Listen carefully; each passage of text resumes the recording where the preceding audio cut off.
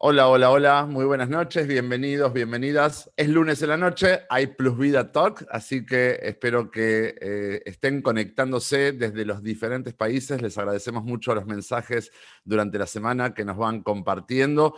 Hoy va a ser un Plus Vida Talk que sé que ha llamado mucho la atención el título. Se llama Panza Llena, Corazón Contento. Hoy vamos a estar hablando con la doctora Beatriz Domínguez, cardióloga guatemalteca. En un ratito la voy a estar presentando. Te quiero recordar que si esta es la primera vez o la segunda vez que te conectas en un Plus Vida Talk, hay muchos más, así que al igual que esta grabación, puedes encontrar las grabaciones de todas las pláticas que tuvimos hasta ahora en el canal de YouTube de Plus Vida, y también puedes encontrarlo en formato de podcast en Spotify. Buscas Plus Vida Talks, ahí puedes encontrar también los audios de todas las charlas que hemos tenido hasta ahora. Hoy tenemos mucho para hablar con la doctora Beatriz Domínguez.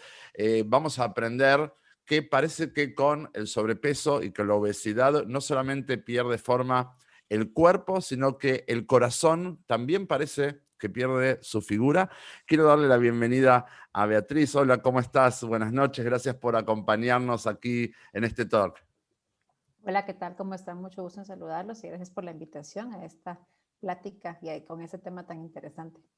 Bueno, Beatriz, les quiero contar a todos, además de ser la profesional de la salud que esta noche nos va a acompañar en este tema que a todos nos importa, obviamente, que tiene que ver tal vez con, no sé si me equivoco, Beatriz me va a decir si sí o si no, es el motor del cuerpo, ¿no es cierto? El motor, la parte Lo principal es. probablemente. El tablero de control está aquí arriba y el motor está aquí en el pecho, ¿no? Entonces, obviamente estamos hablando de un tema que es para todos nosotros básico y fundamental, tiene que ver con el funcionamiento de nuestro corazón.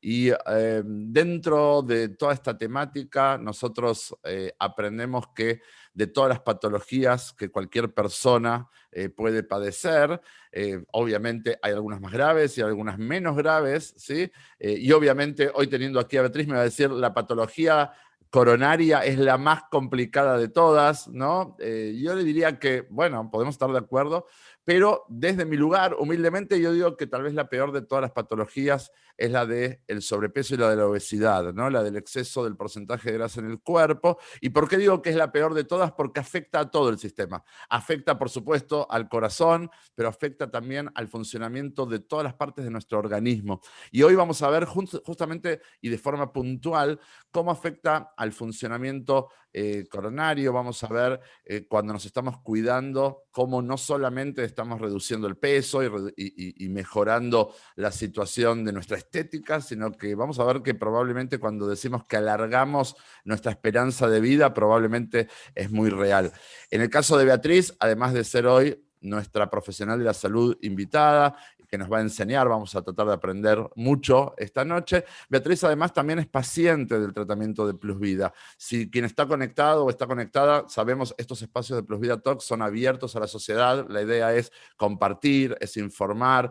Tenemos diferentes temáticas que van desde estilo de vida, psicología, diferentes áreas de la medicina. Bueno, este es un espacio del tratamiento de Plus Vida, pero no es exclusivo para los pacientes de Plus Vida. Es un espacio que buscamos que sea un aporte para toda la sociedad. Y bueno, te presento a Beatriz. Beatriz, además de ser una cardióloga, también es paciente del tratamiento. Está muy poquito de llegar a su rango de peso saludable, de llegar a su mantenimiento, de haber perdido todo su peso, ¿no? Lo estábamos hablando también antes de empezar esta sesión. Y en algún momento, tal vez podemos empezar por este lado, ¿no? Empezar por Beatriz, ¿sí? Beatriz paciente, y luego ya presentar a la doctora Domínguez, ¿está bien? Que es la que nos va a enseñar respecto de nuestro cuerpo. ¿Te parece, Beatriz? ¿Querés contar un poquito de tu experiencia de cuidado?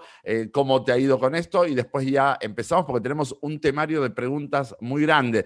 Yo le preparé una cantidad de consultas que creía que eran pertinentes y luego también mucha gente del público a lo largo de la semana nos fue compartiendo preguntas, así que voy a hablar poco yo hoy y vas a hablar mucho tú.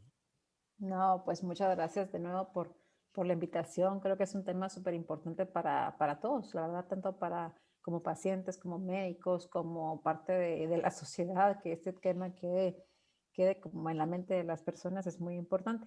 Y bueno, en el tema de paciente, pues sí, efectivamente ya estaba notando, bueno, varios de mis colegas hemos estado en este grupo o en este tratamiento y en particular en estas fechas de pandemia y de coronavirus, platicábamos con una colega muy cercana, que también pues la conoces tú y lo conocen varios de aquí de Plus Vida, que el aumento de peso, la obesidad o el sobrepeso es un factor de riesgo importante para un tema tan de moda, tan reciente como es el coronavirus, ¿no?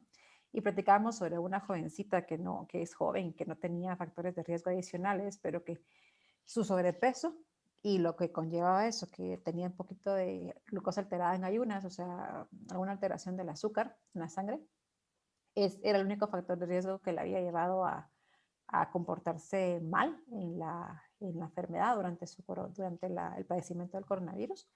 Y bueno, era un factor de riesgo que pues yo estaba empezando a tener, o sea, realmente es un factor de riesgo autoinfligido que modificable, de los factores de riesgo modificables. Hay cosas que no puedes modificar de factores de riesgo, la edad, el género, la herencia, eso no lo puedes modificar, pero hay cosas que sí lo puedes modificar y pues era el momento de tomar cartas en el asunto, las cartas del asunto y bueno, y algunos colegas habían entrado en este programa y bueno, me lo recomendaron y efectivamente aquí estoy. Bueno, y te ha estado yendo muy bien, ¿no? O sea, de Sí, verdad que en poquito tiempo prácticamente ya tenemos resuelto este tema del peso, que entiendo que originalmente entraste un poquito por el miedo, ¿no? Hemos aprendido dentro de los factores que nos hacen tener más riesgo frente, por ejemplo, al coronavirus y muchas otras patologías, y es muchas este, otras. es este tema de la inflamación, ¿no? El cuerpo que está inflamado y que se ve más Ujú. susceptible a padecer patologías, en este caso, bueno, lamentablemente el coronavirus. De hecho, esto lo hemos tratado con diferentes médicos en programas anteriores de Plus Vida Talk, donde pudimos observar cuáles son los datos que están arrojando las investigaciones a nivel global, donde efectivamente pacientes con obesidad son parte de un porcentaje muy importante de las personas que terminan perdiendo la vida, lamentablemente. No solo Sí, infectándose, sino además posteriormente teniendo un deceso, lo cual eso a nosotros nos enciende las luces amarillas de advertencia de, bueno, ponernos bien, como me gustó mucho como tú lo dijiste, es algo que nosotros tenemos algo para hacer al respecto, no es algo que no podemos modificar como la edad o el género, ¿no es cierto? Esto es algo en lo que sí podemos nosotros trabajar para poder estar lo mejor posible. Bueno, ahora sí, vamos a saludar a la doctora, ¿no? Vamos bueno. a empezar entonces la entrevista. Yo te decía, vamos a ir de arriba para abajo. Espero que no nos quedemos con dudas y si quienes están conectados aquí en el Zoom o en el Facebook Live, bueno, tienen preguntas adicionales o tienen alguna reflexión para compartir, les pedimos que lo escriban en los chats de las diferentes plataformas. Si estás en Zoom, si estás en Facebook, que vamos a preguntarle o se lo vamos a comentar también a Beatriz. Vamos a empezar por la primera pregunta, que es la que todos nos trae aquí, que es cómo afecta el exceso de porcentaje de grasa en el cuerpo al corazón. ¿Sí? Uno pensaría cuando uno ve qué es lo que engorda, y me engorda la panza, me engorda la cola, me engordan las boobies, me engorda la papada.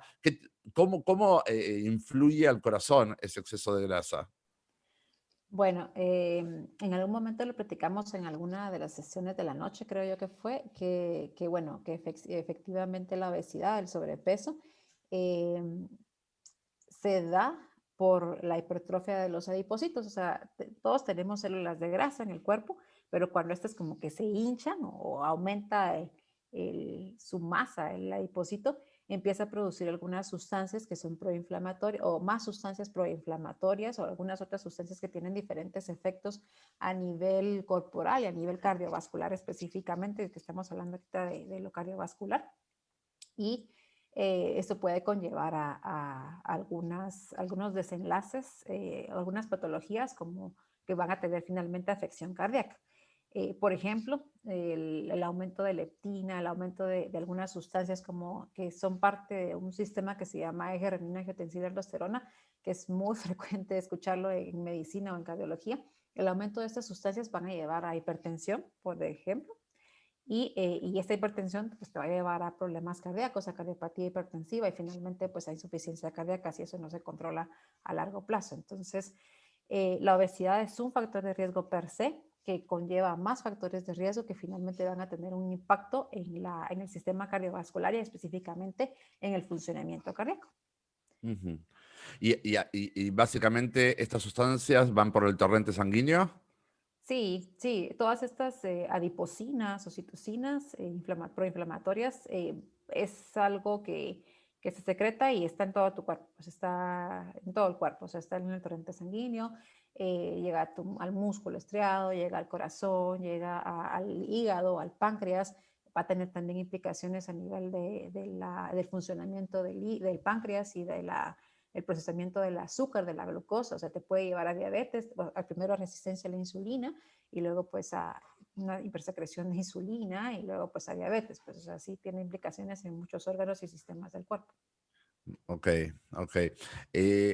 Y esto entonces nos lleva a algo que para muchos de nosotros, cuando ya nos animamos a hacer estudios clínicos, ¿no? Y se los llevamos a nuestros médicos, empiezan a hablarnos. Tú mencionaste dos cosas, ¿no? Temas que tienen que ver con hipertensión y temas que tienen que ver con colesterol. Y me quiero centrar en esto segundo, en esta pregunta, que es, bueno, esto del famoso colesterol, ¿no es cierto? Claro. Nos hablan todo el tiempo, hay que bajar el colesterol, etcétera.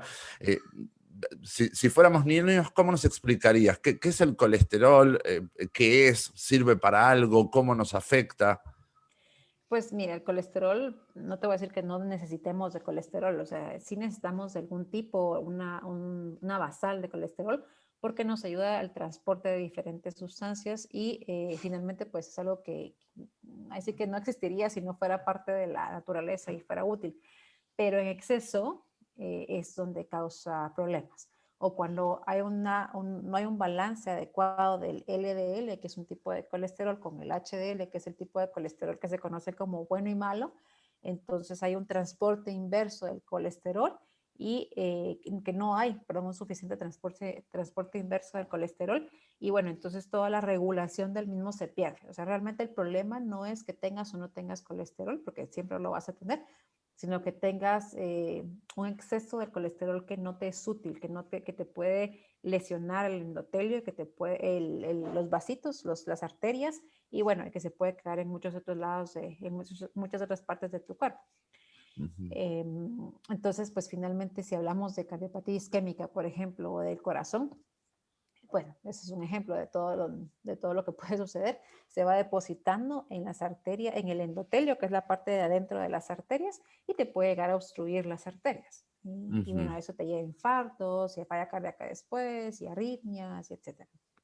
O sea que básicamente un exceso de colesterol malo, como se le llama, porque cuando los médicos te dicen, bueno, pero el colesterol bueno está ok, pero el problema es el malo, ¿no? O sea, que haya mucho del bueno no es tanto problema como que haya demasiado del malo, ¿no? Que es el LDL, ajá, es el que usualmente medimos. Se pueden medir diferentes tipos de colesterol, el VLDL, LDL, colesterol total y el HDL. El HDL es el que como que ayuda a regresar todo a la normalidad o es un transporte diferente al que hace el LDL y es el, entre comillas, colesterol bueno. Uh -huh. Entonces, este valor, si ustedes pues, han visto en sus laboratorios, todos dicen el LDL debe estar menor de, el colesterol total debe ser menor de, y el HDL debe ser mayor de en un número en hombres y un número en mujeres, y eso te habla de que estás bien, o sea, Uh -huh. que es menos riesgoso para ti, y un LDL mayor de cierto valor, dependiendo de qué factores de riesgo tengas. Por ejemplo, si ya tuviste un infarto, debería estar menor de 70, ¿no? Es diferente el valor para cada paciente, Uh pero -huh. Uh -huh. cuando está muy elevado, pues ya confiere riesgo también. Y esto que tú dices de que va bloqueando a las arterias, creo que se refiere entonces al colesterol malo, ¿no? Que va quedando como fijado en las arterias, la va volviendo como rígida, ¿no? O va taponando ahí. ¿Es Mm, correcto? Mira, con el paso, sí, más o menos sí. Con el paso de los años las arterias se van poniendo rígidas, que bueno, esos son conceptos diferentes de aterosclerosis y arteriosclerosis, pero pues pura semántica. Y con el paso de los años per se, las arterias se van a ir poniendo un poquito más rígidas. Y eso, por eso es que la edad avanzada, te puede aumentar el riesgo de hipertensión arterial sistólica. Ujú. La arteriosclerosis, a diferencia, es cuando se van depositando acúmulos de grasa, sí, sería lo más fácil de explicarlo, dentro del endotelio, o sea, células inflamatorias y grasita y demás, es como material inflamatorio dentro del endotelio y eso se va formando plaquitas, placas que inicialmente son placas vulnerables, se dice porque se pueden romper fácilmente y luego pues se van volviendo más estables y van creciendo cada vez más y pueden bloquear el vaso. Entonces, si te bloquean el vaso, si te bloquean la arteria, ya no llega sangre suficiente al miocardio, ya no llega sangre suficiente a tu corazón o al músculo del corazón y, pues, y entonces es cuando suceden los infartos, angina Ujú. inestable, no angina estable, bueno, todo el espectro de cardiopatía isquémica. Ahora, hay un fenómeno que es que hay muchísima gente que tiene colesterol heredado, ¿no? O sea, como que hay una predisposición genética en esto del colesterol, entonces incluso tienen que ser medicados, ¿no es cierto? Incluso si son personas jóvenes. eh, pero cuando no son esos, primero te pregunto, ¿eso es un porcentaje alto de personas? O sea, No, es el menor porcentaje. Hay dislipidemias familiares o hipertrigliceridemias familiares. Bueno, que no hemos hablado de los triglicéridos, que es otro tipo de grasa que está circulando en el cuerpo. Y bueno, cuando hay alguna disregulación o no está en los límites o en los valores normales, cada uno de los componentes o el perfil de lípidos, se llama eso, entonces hay una dislipidemia. Entonces puede ser dislipidemia de un tipo, de otro tipo o mixta.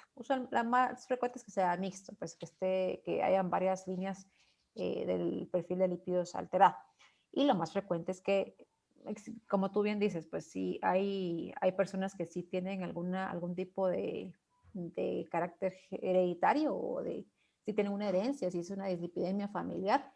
Lo que estamos viendo con más y más frecuencia actualmente es lo adquirido, pues, lo que tiene que ver mucho con los factores de riesgo, con el entorno, con el ambiente, con tu estilo de vida, con tu alimentación y ejercicio, con ese tipo de ujú, factores. probablemente tiene mucha mayor carga y de incidencia esto que tiene que ver con estilo de vida que la carga genética, ¿no? Sí, es multifactorial, o sea, si traes Mm, algo, obviamente traes un pequeño, mm, una bien, tendencia A, pero se desencadena por todo alrededor, todo tu estilo, todo tu entorno, todo lo que tú haces, tu estilo de vida. bien, bien. Ahora, y ya pasamos luego a la siguiente pregunta, lo que pasa es que me resulta muy interesante. Los efectos para quien tiene estas problemáticas por un mal estilo de vida, obviamente puede revertirlo mejorando su estilo de vida, ¿sí? Ahora, una persona que trae una carga genética, ¿sí? Con un buen estilo de vida, puede retrasar los efectos de esa genética, puede modificarla, por ejemplo. ¿Es posible eso?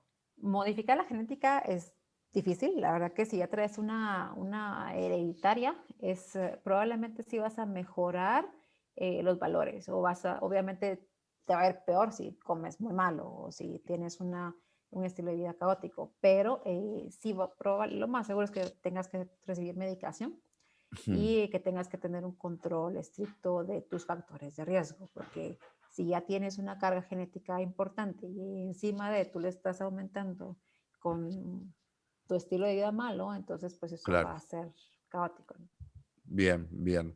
Bueno, vamos a la siguiente pregunta. Y es una pregunta que puede parecer sencilla. Vamos a ver si lo es o si no lo es. ¿El peso del corazón importa? Pues sí, hay algunos estudios también que se ha demostrado que, bueno, mira, el corazón tiene un cierto, es como, la analogía es, el tamaño de tu corazón es como el puño de tu mano, que es lo que todo el mundo como que conoce, ¿no? Pero el corazón puede crecer o puede hipertrofiarse o puede dilatarse y eso puede ser secundario a algunos factores de riesgo, como la hipertensión, por ejemplo. El corazón las células del corazón se llaman miocitos y estos pueden tener hipertrofia, o sea, que crecen porque están luchando contra una presión muy alta. Pues, o sea, el músculo es como un músculo, es como el músculo de tu brazo, tu pierna, o sea, es un músculo estriado, ¿no? A mayor ejercicio va creciendo más, ¿no? Entonces, si estás peleando todo el tiempo para sacar la sangre a las arterias, porque la presión está muy alta, porque pues tienes ese factor de riesgo, entonces puede crecer, puede hipertrofiarse Y eso implica un factor de riesgo adicional, porque después de que empieza a crecer, eso cambia al tejido de tejido sano a tejido fibroso. O sea, puede llegar a convertirse en cicatriz, en tejido cicatrizal, por así decirlo. O Ujú. bien, si aumentas mucho el volumen del corazón, la misma obesidad te puede aumentar el volumen del sanguíneo, puede también empezar a dilatarse el corazón. Entonces, todo eso va haciendo más grande el corazón, y la misma hipertrofia, como habíamos dicho con anterioridad, si llega a convertirse en cicatriz, el músculo que se empiece a hacer fibrosis, entonces te puede también empezar a dilatar el corazón. Eso es por un lado. Y por otro lado, el corazón está recubierto de grasita, el pericardio, la grasa pericárdica. Y si hay estudios que demuestran que la grasa pericárdica, a mayor grasa pericárdica, confiere un mayor factor de riesgo también Es cardiovascular. como, es como, me lo imagino como algo que está por explotar todo el tiempo, ¿no? Está creciendo y en algún momento deja de funcionar o está por explotar, ¿es así? Pues se vuelve muy débil, se vuelve débil. Cuando ya tienes muy dilatado el corazón es como una bomba, pues es una bomba que recibe la sangre y la empuja hacia afuera, ¿no? Y Mm. así va perdiendo la fuerza porque vas dilatándolo y se va cicatrizando y pues se va remodelando el ventrículo, se llama remodelado ventricular, que puede suceder por diferentes razones, pues por hipertensión, la misma obesidad, hay una cardiopatía diabética también, una miocardiopatía diabética, hay cardiopatía isquémica, entonces eso lo puede llegar a dilatar y va perdiendo la fuerza. Lo normal es que, por ejemplo, el corazón tenga una fracción de expulsión, que es algo que muchas veces los que son pacientes cardiológicos van a escuchar, que es como un porcentaje que nosotros damos para medir la fuerza del corazón, qué tanto porcentaje de sangre del que entra sale. No tiene que salir el 100% porque el corazón siempre se mantiene con un poquito de sangre adentro, pero al menos en promedio tiene que salir con un 60%, ¿sí? De lo que entra, sale un 60%. Ujú. Y mientras más débil va haciendo tu corazón, mientras más se va debilitando, puede bajar a 50, 40, 30, 20, y entonces se vuelve un poco estático, pues ya no tiene esa fuerza para sacar la sangre. Y es recuperable, digamos, el corazón si uno logra controlar bien su presión arterial, estaba con problemas importantes de peso y logra reducirlos, ese corazón queda agrandado y tiene que ser atendido todo el tiempo como algo potencialmente peligroso o recupera su salud. Depende de la causa. Si es solo por volumen, por ejemplo, si es porque aumento de volumen por obesidad, pues si bajas el volumen igual y sí. O si es por algún tipo de causa, bueno, no sé si Sergio está conectado por ahí, pero de los arritmiólogos, los electrofisiólogos tienen una miocardiopatía que se llama, por ejemplo, arritmogénica, que es porque está latiendo muy rápido un tiempo el corazón, se puede ver alguna reversión. Si es, por ejemplo, por un tipo de miocarditis, inflamación del corazón, puede haber reversión otra vez a la normalidad o cercana a la normalidad, pero en muchas ocasiones no va a suceder eso. En muchas Ujú. ocasiones, si te infartas, por ejemplo, se vuelve un tejido, el músculo que muera, se vuelve cicatriz y eso ya no va a regresar a la normalidad. No es Entonces, recuperable. Ah, la bien. verdad, el mejor consejo es que no lleguemos a eso, pues no llegar a ese punto, porque después de una cicatriz de un infarto o bueno, una falla cardíaca porque mantuviste la presión arterial muy alta mucho tiempo, y se te dilata y se te fibrosa una buena parte del corazón, eh, no es recuperable.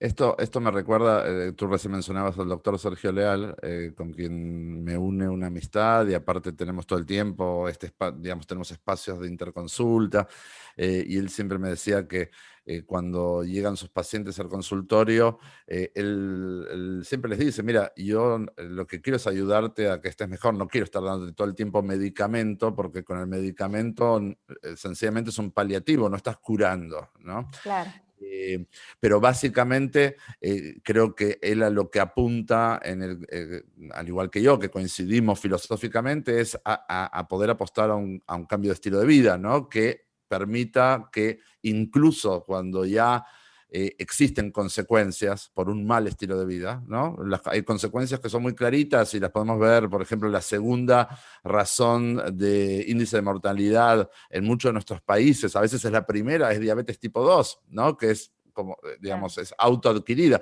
Ya, digamos, cuando el daño está hecho, pero que por lo menos eso no nos impida poder tener una buena cantidad de años de vida y de buena calidad de vida, ¿no es cierto? Entonces, un poco, mucha de la gente que está en el tratamiento, que se conecta, es gente que toda la vida ha estado padeciendo temas de peso y a veces de forma muy severa, ¿no? Cuando hablamos de obesidad mórbida, etcétera. ¿Por qué es mórbida? Bueno, una de las razones es porque aparece esta situación también en el corazón y es, bueno, se puede modificar el estado, se puede bajar el peso, se puede ganar en un montón de cosas y aunque el corazón tal vez no se recupere del todo, vamos a ayudarlo para que se extienda lo más posible su funcionamiento, ¿no? Evitando esos famosos medicamentos. Gracias, Beatriz. Vamos a seguir avanzando entonces. Y yo tenía una frase que es, normalmente cuando hablamos de una persona de gran corazón, representa a una persona buena, ¿no? Y bueno, tú recién nos decías qué implica para su salud, ¿no? Una persona de gran corazón puede ser una persona buena, pero que está en un riesgo importante. Entonces, lo necesario es poder hacer que esa persona de gran corazón, que es una persona buena, tenga también una buena calidad de vida. Vamos a la siguiente pregunta, que es si existe, creo que ya es medio obvio, así que no vamos a estar mucho tiempo en esto, si existe una relación directa entre sobrepeso y obesidad y los accidentes cardiovasculares. Sí, definitivamente. Como, como mencionamos con anterioridad, el árbol arterial está en todo el cuerpo, ¿no? Entonces, este acúmulo de lípidos, acúmulo de grasa, de material inflamatorio en el endotelio, te puede causar pues estrechez o estenosis de diferentes arterias de tu cuerpo. Obviamente, pues ya hablamos de la cardiopatía isquémica y esto te puede llevar a angina de pecho, que luego puede ser, si se te rompe una de las plaquitas que estén vulnerables, que puede llevarte también a infarto, un infarto agudo, a cicatrices, insuficiencia cardíaca, pero también existen arterias en diferentes sistemas, en diferentes órganos, como el cerebro, ¿no? Y seguramente pues han escuchado muchas veces que les da un evento cerebrovascular, que es efectivamente que puede ser de diferentes, o sea, ya sea hemorrágico o isquémico, pero lo más frecuente es que sea isquémico, que es porque se cierre una de las arterias del cerebro, o bien te puede llevar a insuficiencia renal. O sea, el tramo vascular está en todos lados, ¿no? Entonces sí es algo que sí, Sí. sí tiene Que, implicaciones. que hay una relación. Para quienes están escuchando, la idea no es que nos asustemos, ¿no? Son cosas que todos sabemos, ¿no es cierto? Que al final la gordura, la obesidad mata, ¿no? Entonces no queremos asustarnos. Obviamente la conclusión de la sesión de hoy junto a la doctora Beatriz va a ser una cantidad de recomendaciones que nos va a compartir bueno, para justamente poder prevenir todas estas situaciones y que solo queden en la información que estamos aprendiendo. La idea no es que nos asustemos, pero que sepamos que cuando decidimos cuidarnos, estamos decidiendo no solamente estar mejor, sino prevenir muchísimas de estas cosas, ¿no? Más allá de la edad.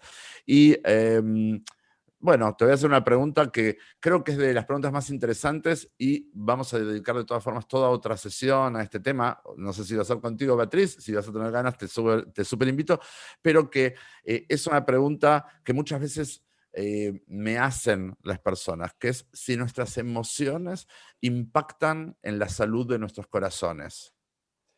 Por Sí, ejemplo, el estrés, la ansiedad, ¿no? sí, sí, mira, el estrés es un factor el estrés emocional es un factor de riesgo bien conocido para el sistema cardiovascular.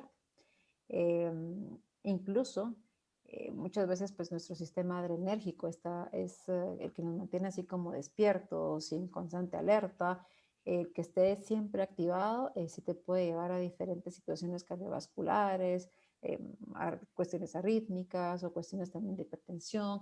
Es un factor de riesgo porque a mayor, por ejemplo, si tienes una frecuencia cardíaca arriba de 70, arriba de 80, entonces, esto implica un factor de riesgo cardiovascular también, porque está tu endotelio en constante fricción, o sea, estás a una frecuencia mayor, ¿no?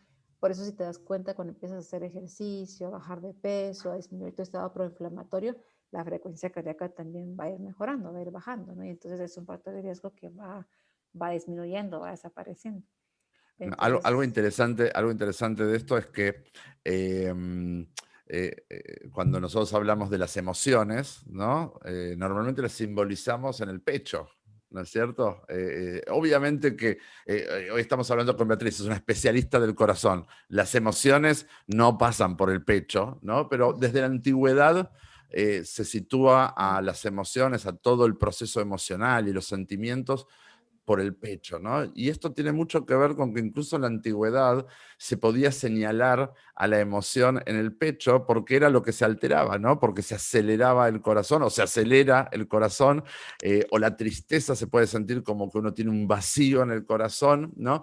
Y eso habla a las claras de cómo existe una correlación entre emoción y funcionamiento coronario, ¿no? Un fuerte susto, una mala noticia, porque tú recién decías, estar en un estado de activación permanente, por ejemplo, convivir con estrés, ¿no? Y tener un mal descanso y tener tensión. Bueno, eso obviamente pareciera que viene acelerando al corazón. Pero a veces escuchamos como a alguien le dieron una mala noticia y se agarra el pecho, ¿no es cierto? Y entonces uno ahí puede ver cómo en realidad hay una demanda de algo que no surge en el pecho, sino que surge en la cabeza, ¿no? Porque yo recibo una información, o porque estoy viviendo el estrés o lo que fuera, que entra por una manera de razonar las cosas, pero como este es el tablero del control, esta forma de pensar genera una mayor necesidad de bombeo de sangre al organismo, a mantenerse en alerta. Y entonces, involuntariamente, estoy poniendo a funcionar el corazón a su máxima capacidad, ¿no? Es un poquito así. Sí, incluso, bueno, lo que mencionaste, y hay un síndrome que, pues, ese es su nombre, el síndrome del corazón roto, porque tiene mucho que ver con, no es tan frecuente, pues no es que se vean todos los pacientes que llegan con un infarto, pero un cierto grupo de pacientes, mujeres, vasculatura diferente, eh, pueden llegar a tener un tipo de evento cardiovascular, evento isquémico cardíaco, por diferentes liberaciones. Una de las teorías es liberación de catecolaminas por una situación estresante. Y se llama así, el síndrome del corazón roto. Y el síndrome del corazón roto es justo por una profunda tristeza, por ejemplo. Me imagino que yo no lo tengo Por una estudiado. emoción, sí, se relaciona con una emoción intensa, por una Una emoción emoción intensa. intensa. Ujú. Bien. O sea que en emoción intensa puede ser también una profunda alegría. Pues menos con ese tipo de positivas, un poco más con liberaciones de catecolaminas, o sea, de Mm. que te puedan producir vasoconstricción a nivel coronario. Bien, bien. Bueno, si te parece bien, vamos a esta segunda parte de la sesión haciendo como un poquito un ping-pong de las preguntas que la gente nos fue haciendo durante la semana. Claro. Me parece muy interesante el tema. Como dije, para todos los que están conectados, vamos a tener, por supuesto, al final de esta sesión un resumen de las recomendaciones de nuestros cardiólogos para que estemos bien, para que nuestro corazón goce de buena salud. Y una primera pregunta que nos hacía un paciente, hombre, es: soy hipertenso, por lo que estoy medicado para regular la presión de por vida. Al bajar de peso, ¿es posible que se me reduzca o retire este medicamento? Sí, mira, muchas veces, bueno, las guías o las pautas internacionales actualmente recomiendan que empieces con una combinación de medicamentos y que luego vayas aumentando las dosis para llegar a tus metas, ¿no? A tus metas de acuerdo a los factores de riesgo de cada paciente. Efectivamente, pues uno lo que quisiera es que el paciente se controlara solamente con cambios del estilo de vida, pero muchas veces no lo logra solo así. Y o pues tienes que dejar medicamento y obviamente cuando bajan cuando disminuyen los factores de riesgo porque dejaste de fumar, porque bajaste de peso, porque estás haciendo un poquito más de actividad física, vasodilatación, entonces puedes ir disminuyendo la dosis de medicamentos. Es raro que lo quites, pero podría llegar a suceder que te regule solamente con cambios del estilo de vida y definitivamente le vas a ayudar muchísimo a tu médico a controlar tu presión y a no estar buscando mil medicamentos para controlar esa hipertensión. La idea es, pues, más bien en la misma línea que tú mencionabas, es tratar de dar los medicamentos necesarios, pues lo menos que puedas. Finalmente es algo Claro. externo, pues que puede producir efectos adversos, ¿no? O sea, lo menos posible, ojalá que nada, pero por lo menos lo menos posible. Sí, sí, así es. Y como todos sabemos, pues cada medicamento se comporta de una manera distinta en cada paciente y en algunos pacientes pues ellos no van a poder tolerar tal medicamento porque les va a dar un efecto adverso de tal manera. Entonces tienes que estar jugando ahí con los medicamentos y muchas veces puedes ayudar mucho solo con cambiar el estilo de vida, ¿sí? Claro. Con tu actividad física, con la dieta Ujú, y demás. ujú. Ujú. Bien, algo importante cada vez que hablamos de medicinas o de medicamentos, aprovechando esta pregunta que nos hacía esta persona, es que cuando efectivamente nos involucramos en un cambio de estilo de vida y empezamos a bajar el peso, nadie, por lo menos desde este espacio, recomendamos, por un lado, no automedicarnos, pero tampoco autodesadministrarnos los medicamentos. Esto es, si vamos a dar el ejemplo, si Beatriz es mi doctora y ella viene llevando mi caso, ¿sí? Y fue quien me fue recomendando una cantidad de medicamentos cuando yo, bueno, tenía más peso o fumaba o mi estilo de vida no era el más adecuado y empiezo a mejorar esas cosas y yo necesito ir con Beatriz para que sea ella la que vaya desadministrando esos medicamentos. Y esto es un punto muy importante. Yo en general, cada vez que hablamos de medicamentos, traigo siempre esto porque hoy estamos en una cultura de auto receta de todo tipo de medicamentos y también generamos esta otra cosa opuesta, que es cada quien se saca por sí mismo los medicamentos. No sé si a ti te pasa mucho en el consultorio, Beatriz, pero sé que es algo con lo que convivimos.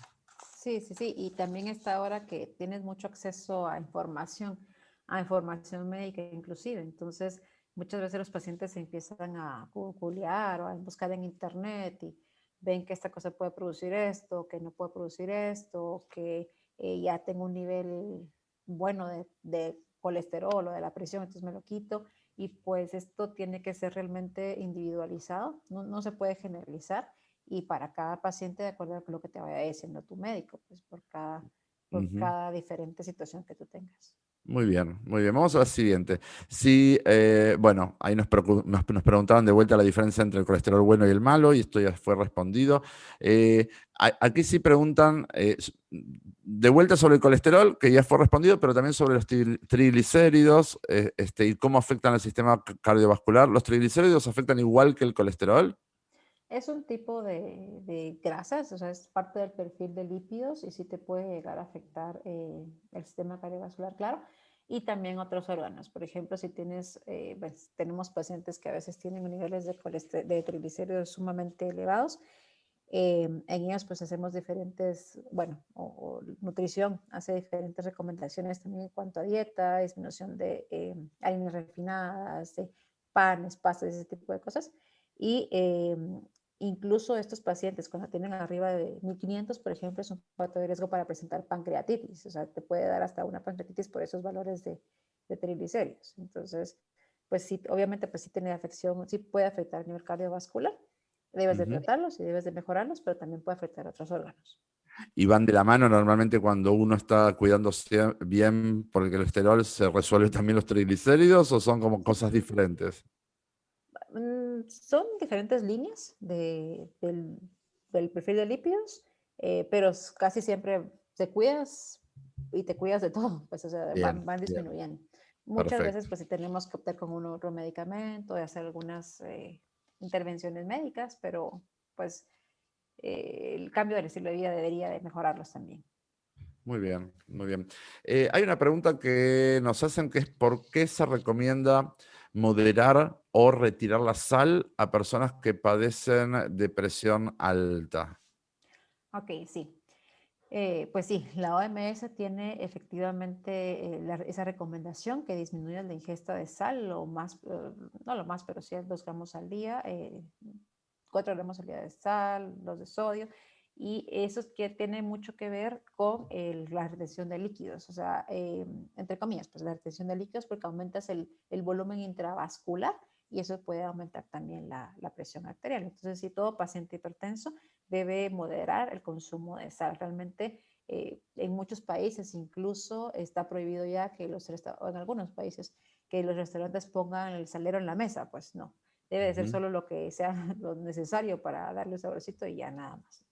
Bien, bien.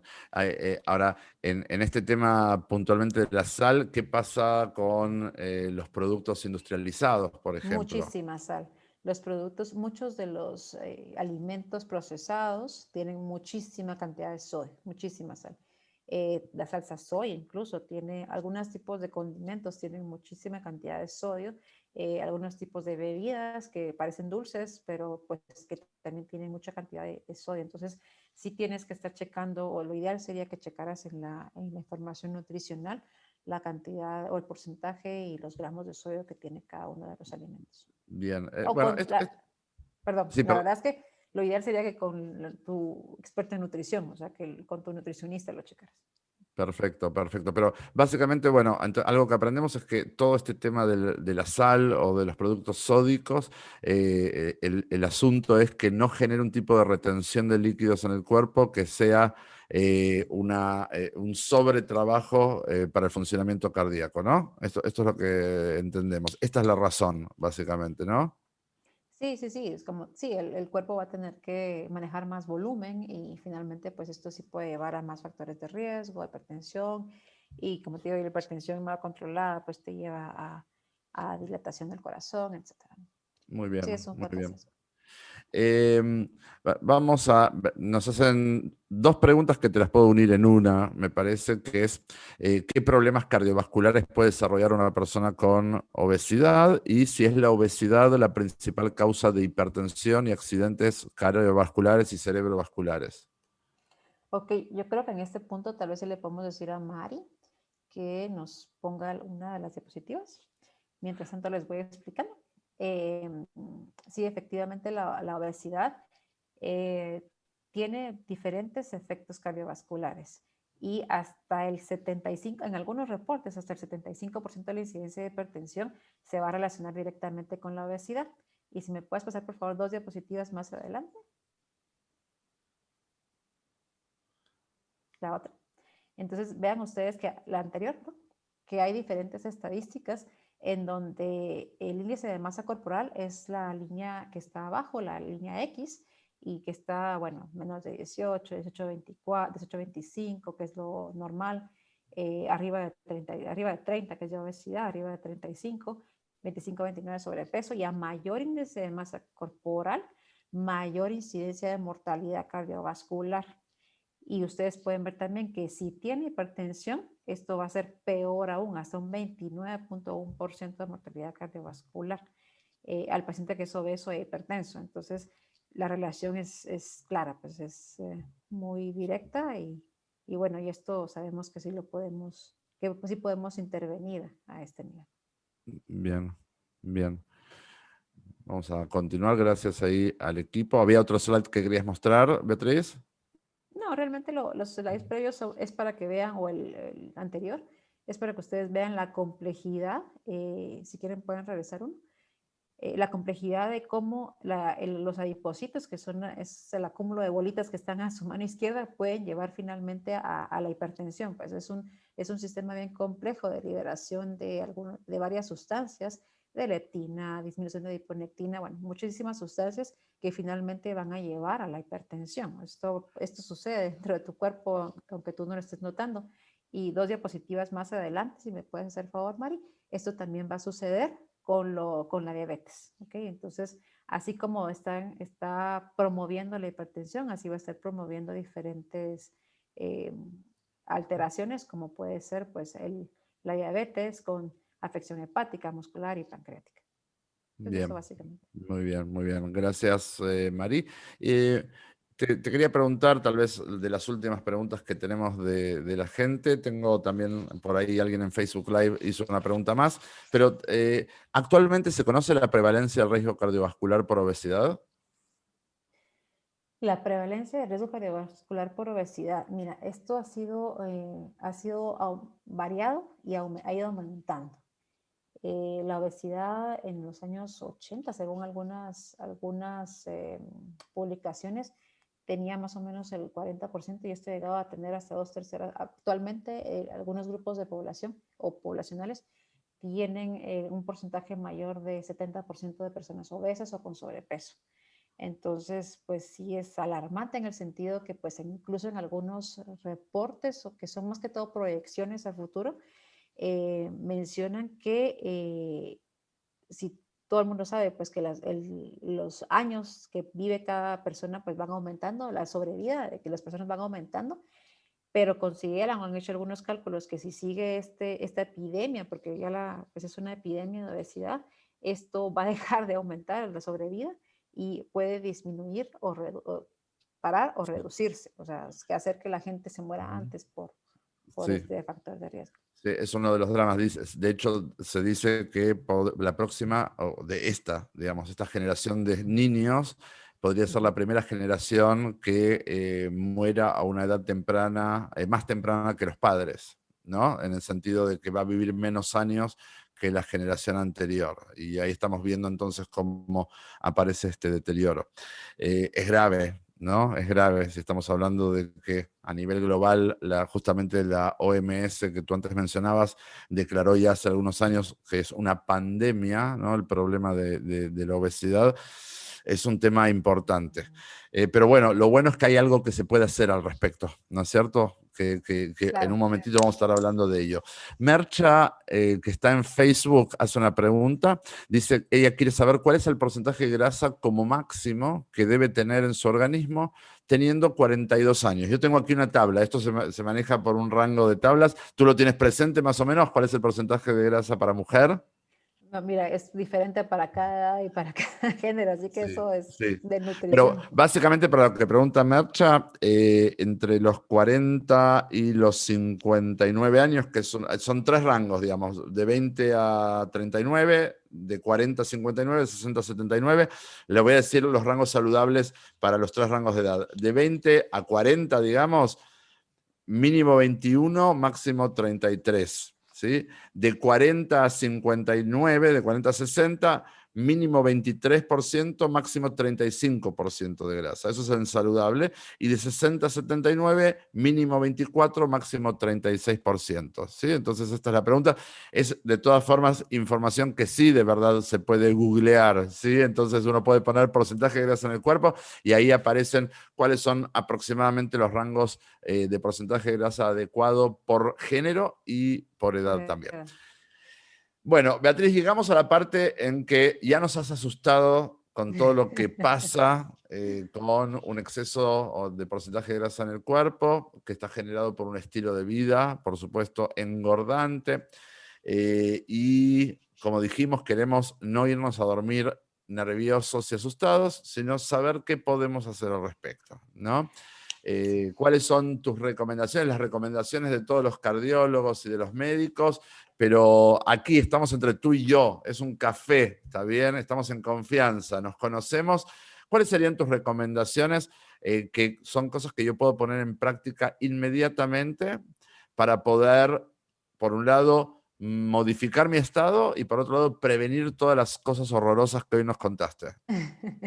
No, mira, como tú dices, Marcelo, en ningún momento la idea es asustar a la gente, pues realmente es solo, pues, que cada quien esté consciente. Si te digo, pues, es una situación que me pasó a mí, que le ha pasado a muchas personas y que realmente a veces no te das cuenta que es algo que tú te estás haciendo a ti mismo y que puedes llegar a lastimarte a futuro, ¿no? Entonces es algo que puedes detener, que se puede modificar y eso es lo bueno, ¿no? Que si estás aún a tiempo o si ya sucedió algún evento cardiovascular, puedes evitar de que suceda otro más o puedes evitar de que progrese a un estado mayor, a un estado peor, ¿no? Eso es lo importante, que esto tiene solución y en diferentes estudios, en diferentes análisis, se ha demostrado que pues, una intervención a tiempo puede reducir hasta el 60% de riesgo de empezar con una diabetes, por ejemplo, y hasta el 37% de reducción de síndrome metabólico, que es un conjunto de hipertensión, diabetes, obesidad central, etcétera. Entonces, sí lo puede reducir el riesgo y sí puedes modificar este factor de este estilo de vida, este riesgo pues infligido. Entonces, pues básicamente yo creo que lo primero es estar consciente de que esto es algo que no está bien, o sea, que te puede causar algún daño a futuro y luego actuar sobre ello. Yo creo que lo primero es, como tú bien dices, no solamente es hacer las cosas porque te lo dicen, sino que tú tienes que estar convencido de lo que vas a hacer. Muchas veces un tipo de acompañamiento como este tratamiento, pues te va a ayudar, ¿no? Te va a ayudar mucho a estar acompañado, sentirte acompañado, a estar consciente de la importancia de tu salud, etcétera. Y luego, bueno, pues ya vienen las situaciones más objetivas, como una dieta adecuada, una dieta balanceada. Lo que está descrito en cardiología es la dieta DASH, que es un tipo de dieta muy parecida a la dieta mediterránea, que seguramente pues es lo que ustedes ya están, o las personas de tratamiento están comiendo, ¿no? Es una dieta saludable, es una dieta saludable, que tengas pues suficiente proteína, grasas no saturadas, grasas buenas, pues buenas, positivas. Obviamente la restricción calórica va a ser muy importante, o sea, mayor, eso también hay estudios que te dicen que a mayor ingesta de calorías, pues tienes menor sobrevida o mayor impacto en tu salud cardiovascular. Obviamente, pues la restricción calórica, la restricción de grasas saturadas, todo lo que conlleva una alimentación sana, una alimentación adecuada. Por otro lado, los cambios del estilo de Espera, espera, vida. espera. Antes de entrar en las demás cosas, porque ya tocaste Okay. la parte más medular para todos nosotros, que siempre queremos. Recién apenas hablamos perdón, de la sal y del sodio, pero decíamos alimentación, bueno, lo más natural posible, ¿no? Lo más cercano a la zona en la que se cultivó o se cosechó. Si hablamos de vegetales frescos, si hablamos de frutas, si hablamos de proteínas, bueno, que sean lo más magras posibles, ¿no es cierto? Que no Sí, contengan grandes cantidades de grasa, tratar de evitar embutidos, ¿no es las cierto? cosas Cosas que llevan procesadas o que cosas muy tengan mucha sal. procesadas, claro, cosas que, digamos, no pasa nada si uno consume alguna de estas cosas de vez en cuando y una cantidad moderada, ¿no? Pero que no sea parte de la alimentación cotidiana. Digo, a esta altura todos los que estamos conectados no sabemos todas las dietas del mundo y todos sabemos qué hace bien y qué hace mal, pero remarco esto, ¿no? Que hablábamos de una alimentación que tenga de todo en los componentes y en las cantidades adecuadas y donde de vez en cuando pueden aparecer estas otras cosas que no son del todo saludables, que no son el fin del mundo, pero mientras que sean esporádicas, ¿no? Claro, sí, como en algún momento las charlas lo han mencionado, pues en exceso, las cosas en exceso te pueden llevar a problemas, ¿no? Bien. Ok, eso. Y bueno, dentro de los otros cambios que puedes hacer o los factores de riesgo que tú puedes modificar es obviamente el dejar de fumar. Si fumabas antes, pues eso es algo que se debe de tener. Es un factor de riesgo cardiovascular muy importante y eso sí, también es algo modificable, tanto para nivel pulmonar, cáncer y cardiovascular. Otra Ujú. cosa también importante que podemos hacer al respecto es la actividad física, una actividad física adecuada, al menos 30 minutos de actividad física al día. Obviamente esto es paulatino y cada paciente tiene unos diferentes requerimientos. Si ya tuviste un evento cardiovascular o un infarto, lo ideal es que se va a asistir a una rehabilitación cardíaca, donde te enseñen cómo de manera paulatina empezar o ascender la intensidad del ejercicio, para que no te provoque tampoco ninguna situación adversa, ¿no? Todos Eh, los días. sí, lo ideal es que sí. Al menos, idealmente, inicialmente, pues 3 veces a la semana, que es lo que está recomendado, y luego pues deberías de aumentar un poquito la frecuencia. Bien. Eh, ok, bueno, eso. Y el control de los factores de riesgo. O sea, si tú ya tienes diagnóstico de hipertensión arterial, pues tratarla.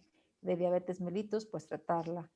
Si resistencia a la insulina o glucosa alterada en ayunas, seguir las recomendaciones. Obviamente, pues cambio de la obesidad y disminuir de peso y demás.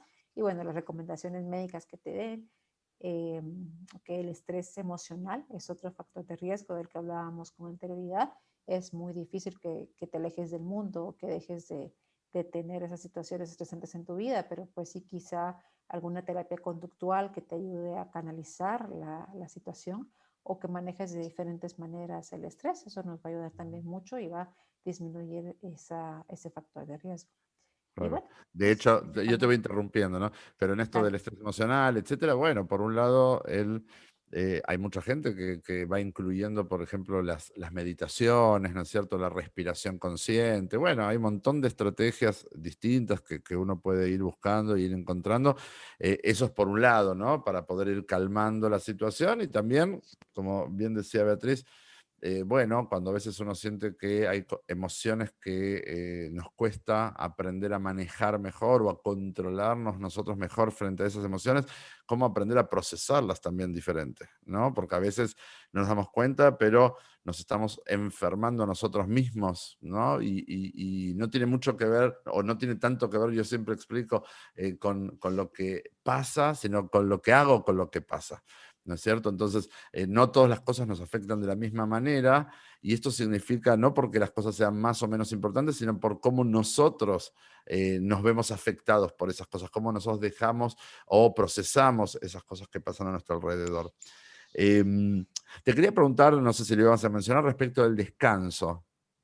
Claro, es, bueno, mira, otro factor de riesgo que quizá no toqué, que eso es un factor de riesgo importante para el desarrollo de hipertensión y finalmente de eventos cardiovasculares, es la apnea del sueño. La apnea obstructiva del sueño, que tiene mucha relación también con la obesidad.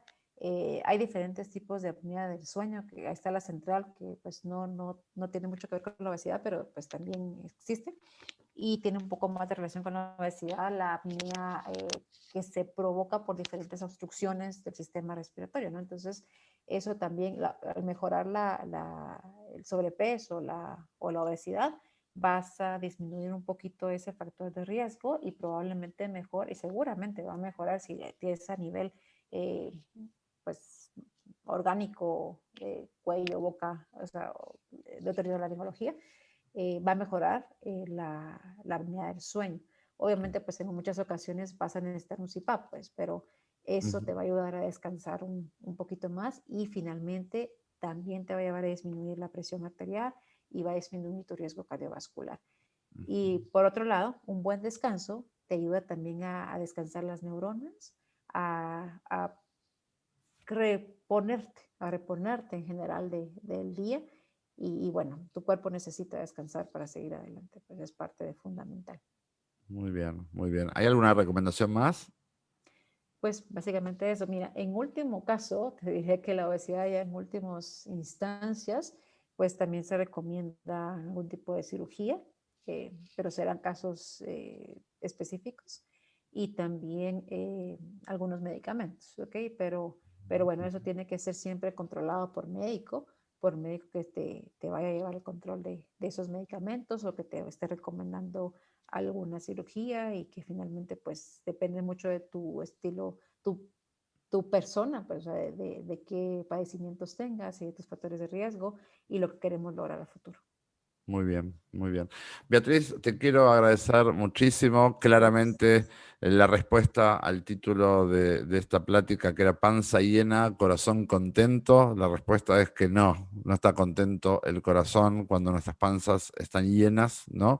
Y le quiero agradecer mucho, especialmente a la doctora Beatriz Domínguez, que hoy nos acompañó durante este interesantísimo talk. Espero que haya sido también de mucho interés para todas las personas que se han conectado.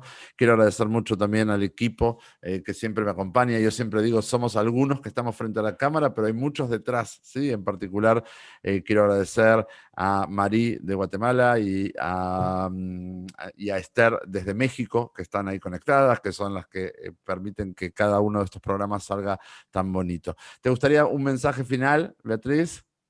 No, pues Marcelo, gracias por el tiempo, gracias a las personas también por conectarse y por escuchar y bueno, esto tiene que ser algo bueno, que una noticia buena que nos llevamos, de que esto lo podemos modificar, ¿no? Está en nuestras manos. Que está en nuestras manos. Está en nuestras manos. Gracias por tener tan buen corazón, Beatriz. Un beso grande Gracias. y muchas gracias a todos por habernos acompañado. Como les dije, en algún ratito vamos a tener ya este programa, igual que todos los programas anteriores, en el canal de Plus Vida y YouTube y también en formato de podcast en Spotify. Lo pueden buscar como Plus Vida Talk. Así que nos estaremos encontrando pronto para un próximo programa. Que estén todos muy bien. Muchas gracias nuevamente por habernos acompañado. Mucho Chau, gusto. chau. Bye.